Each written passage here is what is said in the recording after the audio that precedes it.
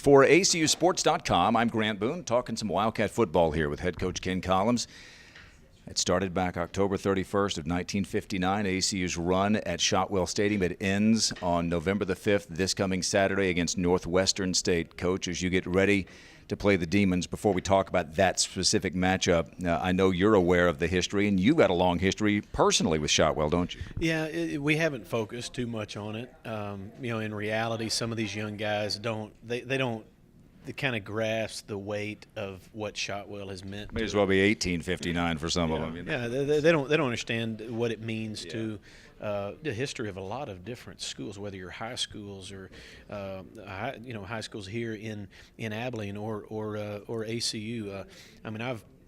I grew up in Vernon, so I used to come down here and watch playoff games of the Vernon Lions and the Brownwood Lions in 1983. So, and then I got to play in it as a high school player, and then coach in it for 14 seasons now. And it's a great place, and there's everybody can sit back and go, man, I've got great memories. I remember that one play. You remember that one game?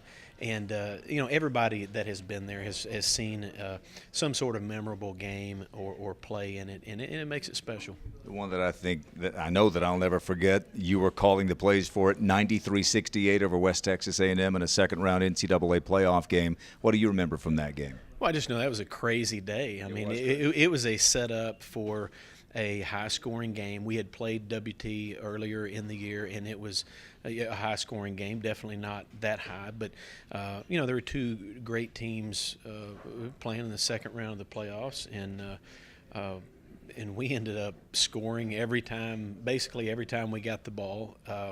They would close it to within 2 scores. So as a play caller, you keep your foot on the gas. That's exactly right. Because in a 2-score game, anything can happen. You look up and you don't pay attention to what the score is. You pay attention to how far you're ahead. Right. I look up toward the end of the third quarter, and I start going, okay, guys, we may hit 100. No. What I said is we may hit 90.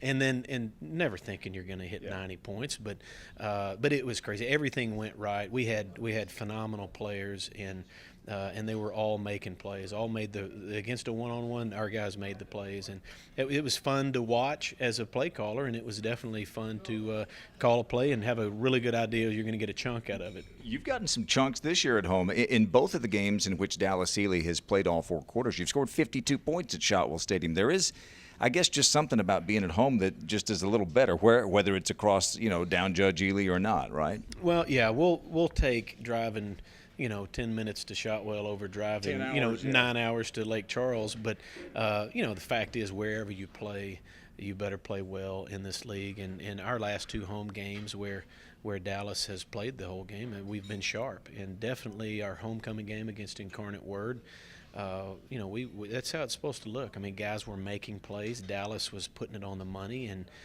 defense was getting stops, and so we hope to continue that.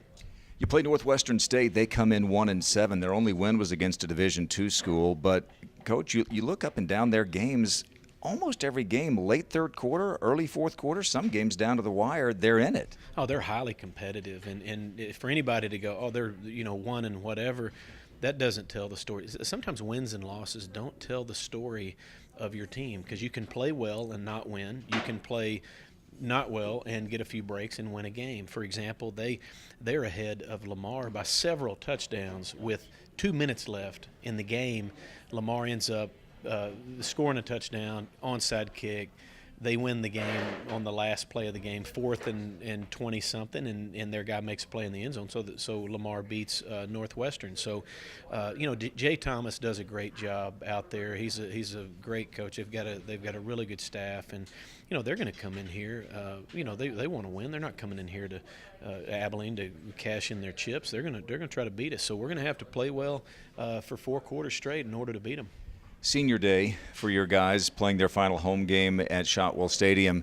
These are guys who signed up knowing that they'd never get a chance to play for a chance to go to the playoffs. That's got to mean a little something to you, doesn't it? It does, because when you make a transition on the front end, you know what you're looking at. You don't know how it's going to go, but at least you know the landscape. All right, we could go 11-0 for the next 4 years and never make the playoffs. And we sat in those living rooms, guys like Josh Bloom, guys like Parker McKenzie, guys like Keith Barnett. Those guys, they knew what they were getting into, but yet they did it anyway. And that goes to show you a little bit, kind of a peek into their character and who they are and what they want. They could have gone other places to have a chance to make the playoffs, but they wanted to come here, help us win games, grow this program through this transition, and grow as a man, and they've done that. Well, hopefully ACU can send Shotwell Stadium out with a victory. I'll have the broadcast with Mark Rogers, former ACU linebacker, and the great Wally Bullington will join us during the broadcast as well. First game he ever coached as head coach at ACU was against Northwestern State back in 1968. And the Wildcats got the win by 1. I think you'll take one, but take by 1. For Coach Ken Collums, I'm Grant Boone for ACUSports.com.